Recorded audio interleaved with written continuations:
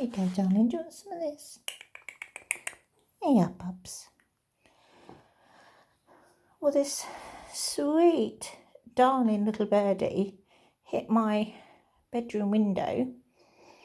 I think he or she is pretty stunned.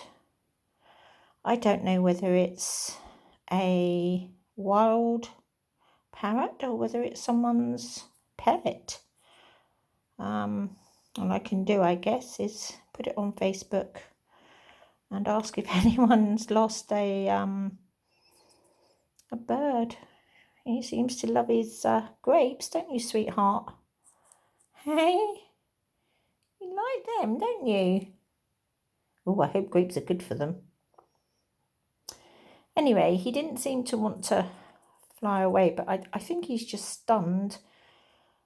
I think I'll just give him something to eat. I might get him some water. Just needs to, he might be dehydrated, bless him. Anyway, not a good house to visit, my darling, when I've got 3 cats. But I'll keep you safe. Oh, he's eating it. Good. There you go.